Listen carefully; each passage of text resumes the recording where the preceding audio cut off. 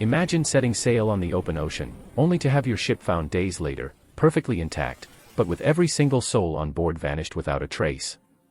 No struggle, no storm, just an empty vessel drifting silently. This isn't a horror movie plot, it's the chilling true story of the Mary Celeste, a maritime mystery that has baffled experts for over 150 years. What really happened to Captain Briggs and his crew? What they found drifting in the Atlantic would become one of history's most haunting maritime mysteries, the ghost ship Mary Celeste.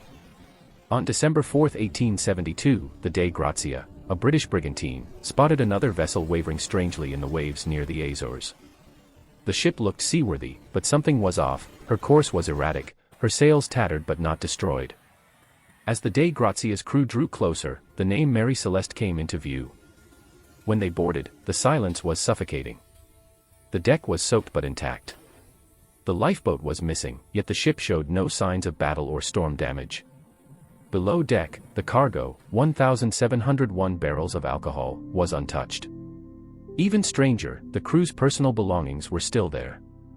A child's toys lay scattered in a cabin. And on the dining table, a meal sat half-eaten, as if everyone had vanished mid-bite. It wasn't wreckage. It was abandonment. But why? The Mary Celeste had set sail just a month earlier, on November 7, 1872, from New York City. She was captained by Benjamin Briggs, a respected and devout sailor. Alongside him was his wife, Sarah, and their 2-year-old daughter, Sophia. The rest of the crew, 7 men, experienced and trusted, had no known enemies or quarrels. Their destination was Genoa, Italy. By all accounts, it was to be a routine voyage. Captain Briggs even wrote in his journal the night before the disappearance that all is well. Nothing hinted at the nightmare that was about to unfold. Think of the people aboard that ship, not just names on a logbook, but real families, hopes, and stories. Captain Briggs was known as calm and honorable, his wife gentle and kind, their little daughter the light of the voyage. For the crew, this was another chance to earn, to sail, to live their seafaring dreams. And then, in the vast, indifferent ocean, they simply ceased to exist. No distress calls. No debris.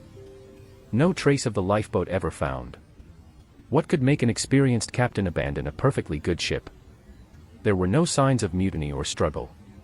No fire. No evidence of piracy. The cargo was intact, and the compass, sextant, and navigation log were missing, suggesting they had left intentionally, but why? Some believed in a sudden seaquake or water spout. Others whispered of methane gas eruptions or alcohol fumes igniting panic.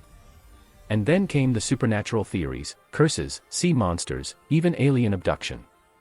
Every answer only deepened the mystery. When the Dei Gratia towed the ghostly vessel back to port, investigators could only speculate.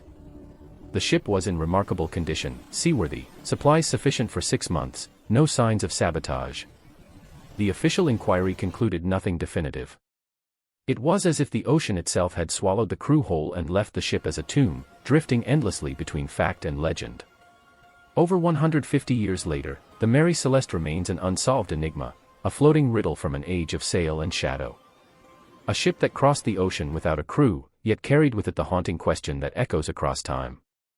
What truly happened to those souls aboard the Mary Celeste? Was it accident, madness, or something far beyond our understanding? Still adrift in history's waters, the Mary Celeste.